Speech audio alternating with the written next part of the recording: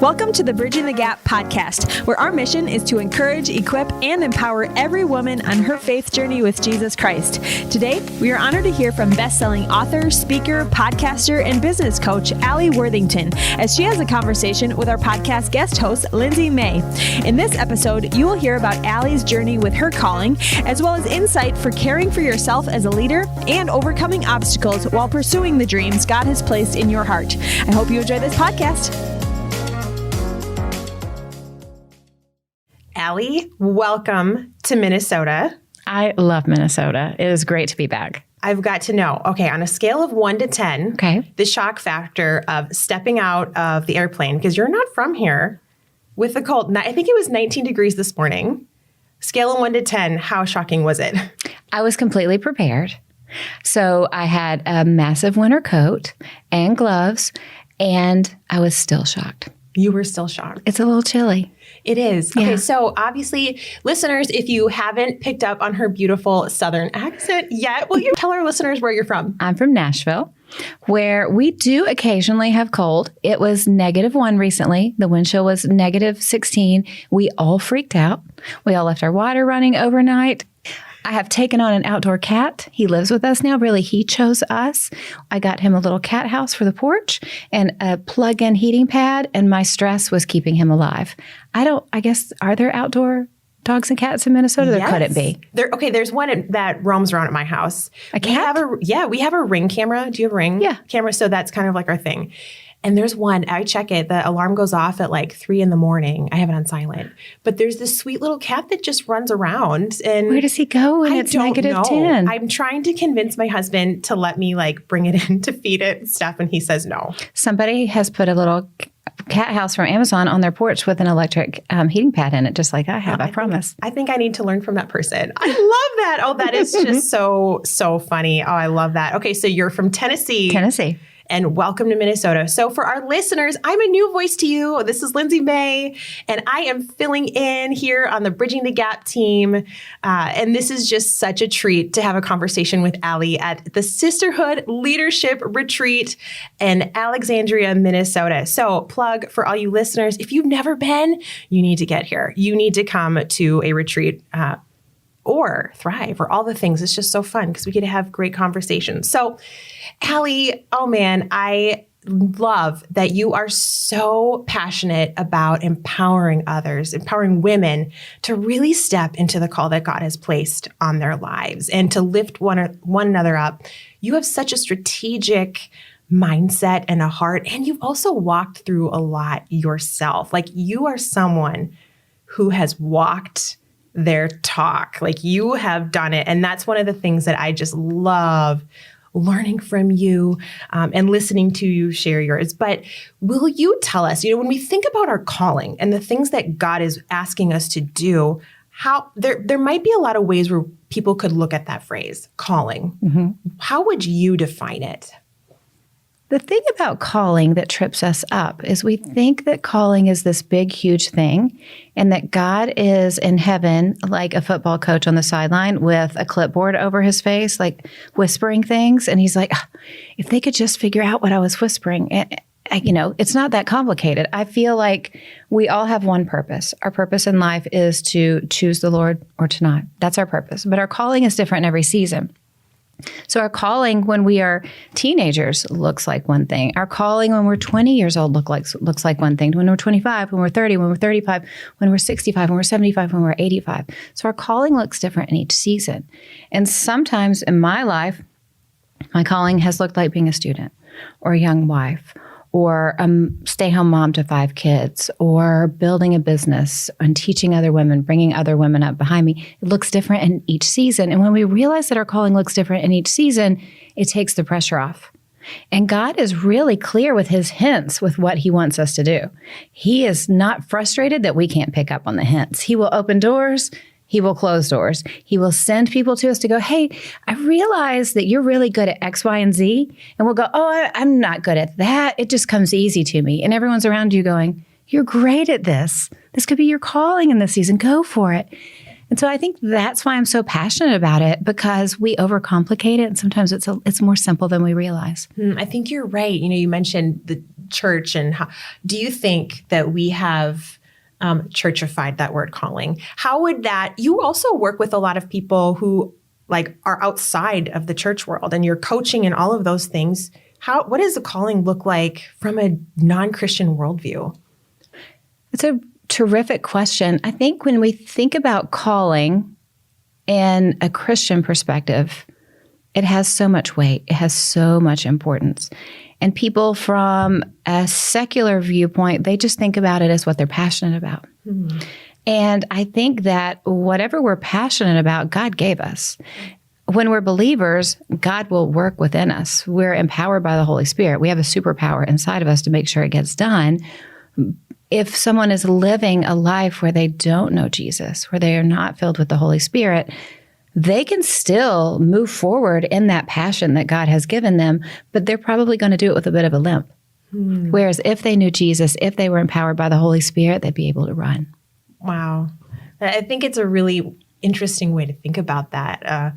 So you mentioned there's lots of hints that God puts us on. Would you share what some of those have been in your life? How are you doing what you're doing? I know part of your story of how you're doing this, and it's incredible. Would you share that with our listeners? Gosh, I look back and I can see hints from my past, and it sounds bananas when I say it. I have a book coming out this summer, and I tell this story in there. I met one of my good friends in 2000, maybe 1999. Yeah, 1999. We met at a Chick-fil-A Playland, a great place to pick up mom friends. And we became great friends. And I told her, I remember telling her, I want to have a job one day where I help people on the internet. She said, okay, what would you do? Because I'm like a 22-year-old stay-home mom. And I said, I don't know. I mean, the internet was like eBay. Google wasn't even a thing. And I said, I don't know, but people need help with things, and I'm going to figure out how to help people using the internet one day. And fast forward 24 years, and that's what I'm doing. I think God gives us little glimpses. I remember being at a MOPS meeting in Columbia, Maryland in 2005 and watching a woman speak to a group of 25 people. And I was shy. The idea of speaking to more than one person at once made me want to cry. But she was talking, and I just had this thought, like, I could do that one day. And I'm walking in a bookstore, 2006, and I felt like the Lord told me, you're going to write a book. And so it just, every few years, I'd have a little seed planted. It wasn't my season to do any of that. But he planted those seeds.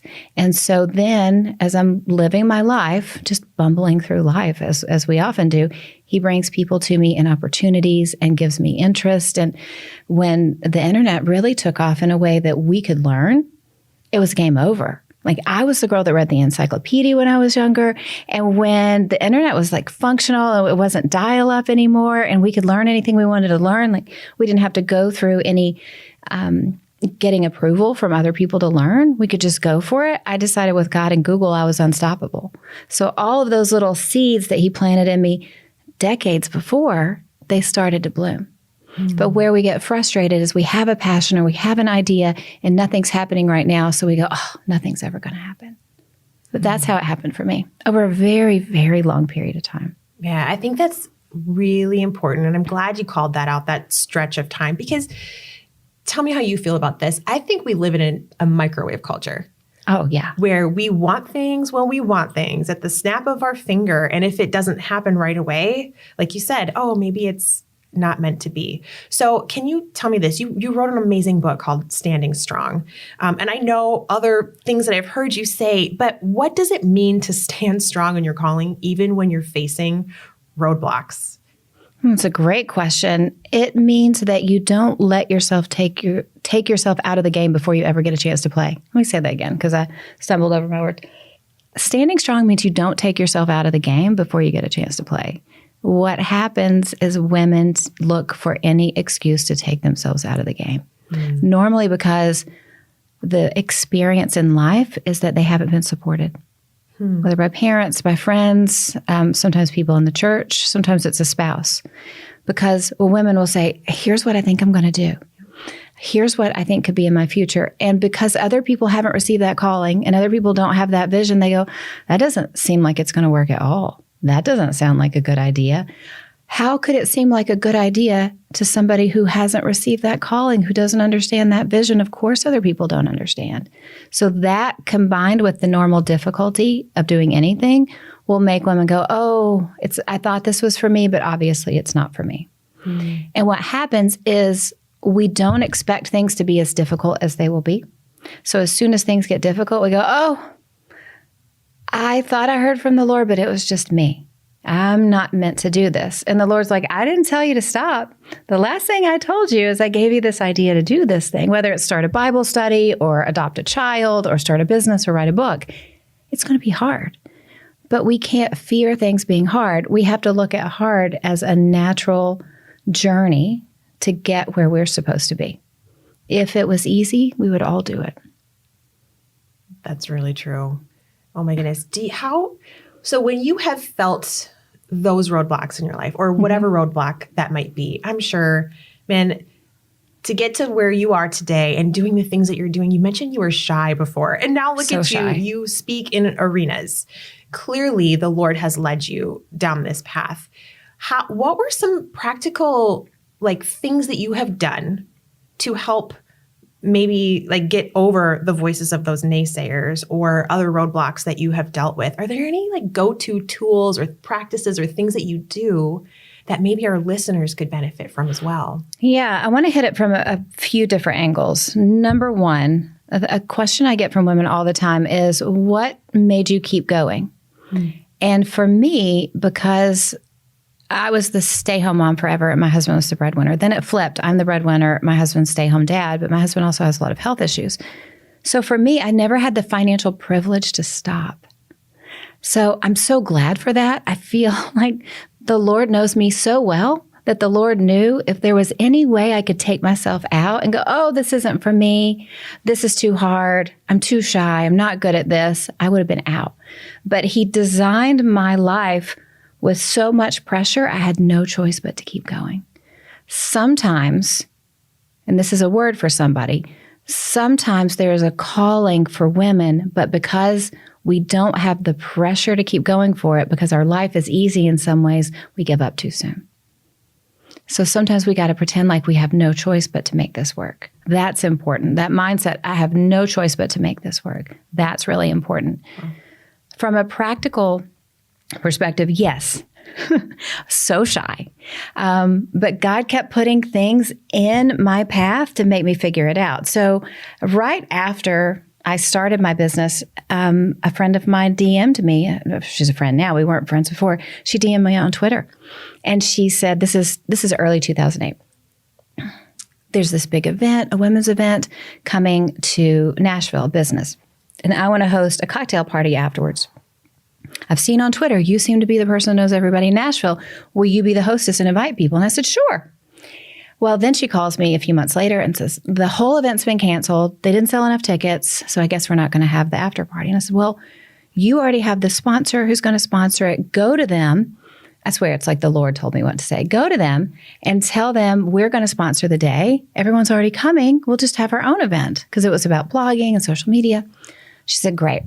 So we did all of that. I had never been to an event in my life, not a church event, not a business event, nothing. I had spent the last 10 years previously just staying home with babies, and I had so many children. I didn't get out and do anything. So I talked to some of my friends. I Googled, how do you plan an event? I did all of that. And then that morning, we met the night before the event. Imagine that.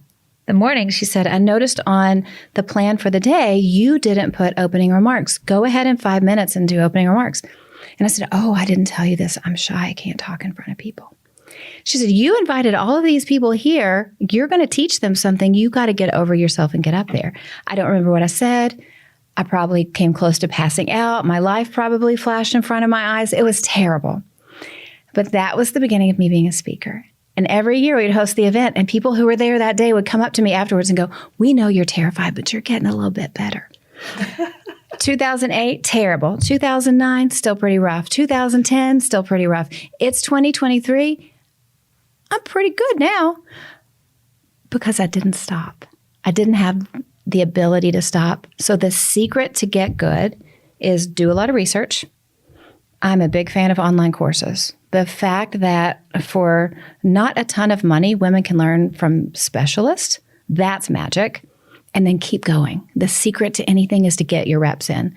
If it is important to you, if it's going to be great in your future, give yourself permission to be really, really bad at it for a little while. I was so terrible. But because I believed that it's what God wanted me to do, I was terrible for a long time. And then I was less terrible and less terrible and less terrible. That's the only way around it. Nobody is born with the ability to just do things naturally. It's all messy in the beginning. Hey, single moms, you're invited to be part of the 2023 Single Moms Retreat on June 2nd and 3rd at Lake Geneva Christian Center in Alexandria, Minnesota. Join with other single moms from across the Midwest to relax, refresh, have fun, and be encouraged.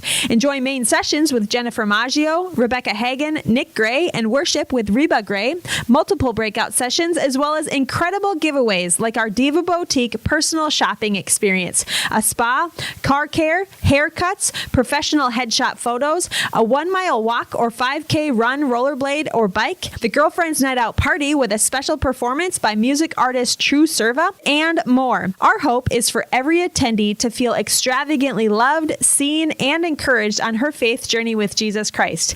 We also have lots of fun opportunities to volunteer, including for men to join the car care team. Invite your family, friends, or church small group to come and serve with us. Register to attend, volunteer, or donate at mnbtg.org/retreat. That's mnbtg.org/retreat. We'll see you there.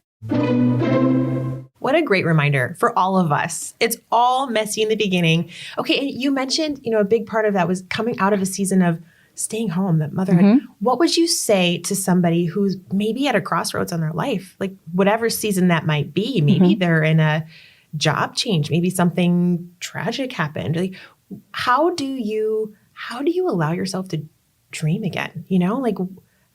What did that look like for you? Or where you were just like, okay, this is my time. I'm going to do this. When we're in a period of transition, when we don't know what the future is going to hold, that's when we need to pray and ask the Lord to give us clarity and to give us strength for whatever he has, and to look for threads. So the Lord will give you little threads of what you're meant to do next.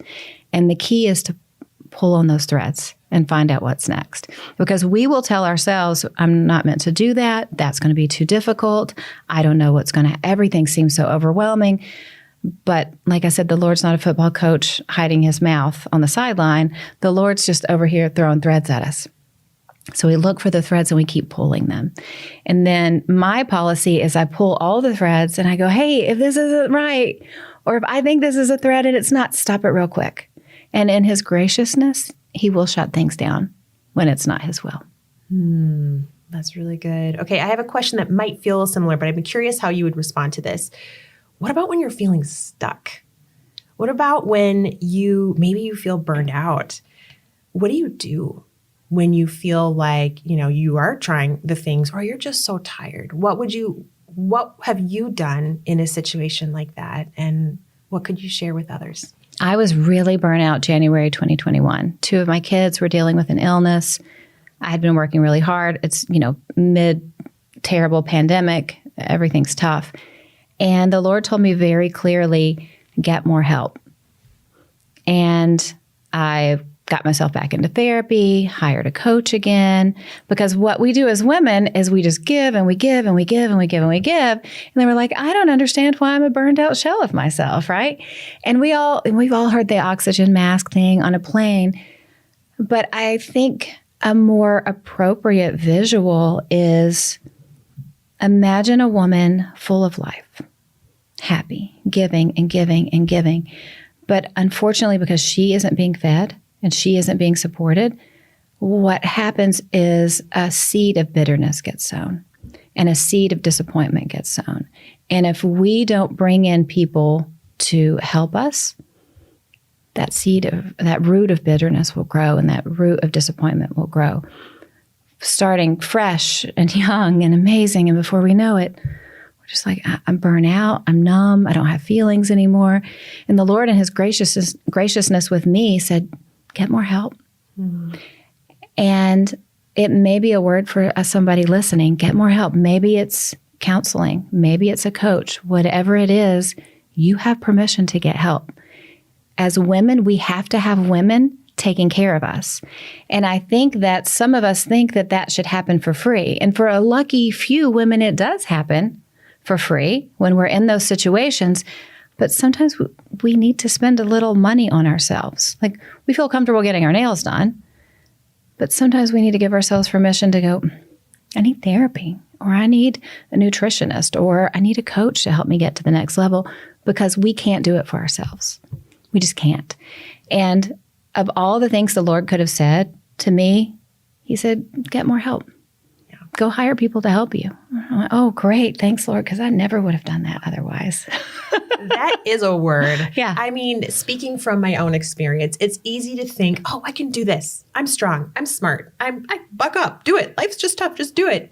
But you're so right. I mean, burnout can happen. I think it sneaks up on us. Oh, yeah. And so I think part of the trick is being proactive about it and intentional and investing in yourself, just like you said. And the signs look different for different women. Sometimes for me, I was still very functional. I was functioning in my work. I was functional with the family, but I was numb. I didn't have excitement about life. I wasn't happy about stuff. I wasn't necessarily sad about stuff. I just wasn't feeling, because I had put my heart up on the shelf and just was like, I'm just going to get through everything. And that's no way to live. It's no way to be a partner. It's no way to be a mother. It's no way to be a friend. Burnout can look like, for other people, kind of overindulging. It can look like depression. It can look like anger. So for every person dealing with burnout, it's different, but it's important that we recognize the signs. And normally burnout comes from overfunctioning. And who overfunctions better than women? Nobody. Right? Yeah. The multitaskers. Exactly. Of all the things. Because we're taking care of everybody. We need people to take care of us too. Yeah, exactly. Oh, Alli, that's so awesome. Okay. I want to know, this is kind of a shift in gears. We went on a little adventure this morning, didn't we? We did. Speaking of taking care of ourselves. Does theme park count as self-care for you? Theme park is 100% self-care for me. So here's the thing about me. I love work. So I'm a business coach. I'm an entrepreneur. I am obsessed with creating all the resources and tools and training for women that I didn't have 15 years ago. Obsessed. Like, nobody's coming up behind me and not knowing. Anything I learn, I'm teaching them. So I love what I do. But because I love what I do, I never really turn off. And I realized there's two places I turn off: movie theaters and amusement parks. Ooh. So those are self-care for me. It's those, well, I mean, church, I turn off in church, of course. But I started about 6 or 7 years ago, really leaning heavy into amusement parks. And my rule of thumb now is I try to go to one every quarter.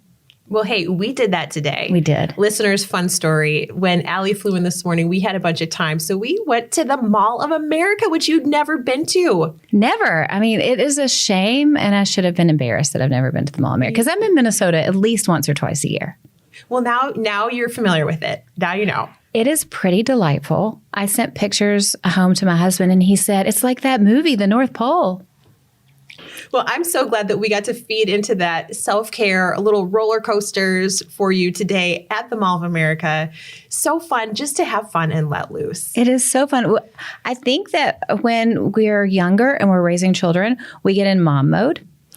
And we stop having fun because we're always taking care of small children. And then our kids get older and we forget to go, hey, all those things, I should have fun too. So I'll tell you, you guys, Lindsay, she has been to Mall of America and that amusement park over and over again. She's done all the little rides. She's never done all the grown-up big girl rides, and we had a great time.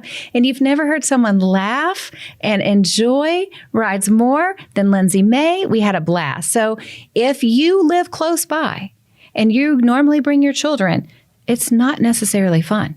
That's very true. Leave those children at home.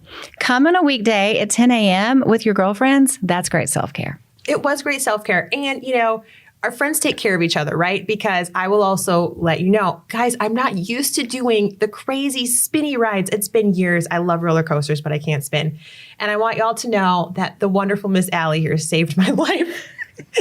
With the wonderful Zofran. So thank you. Yes, to all who are wondering, I did get dizzy, but it was so fun to laugh and just have a great time. And what a wonderful weekend of self-care here, investing in ourselves at the Sisterhood Leadership Retreat. And Alli, what a treat. Thank you so much for your time today. Thank you. It's been a blast. Thank you for joining us for this episode of the Bridging the Gap podcast. We were honored to hear from Alli Worthington on caring for your calling.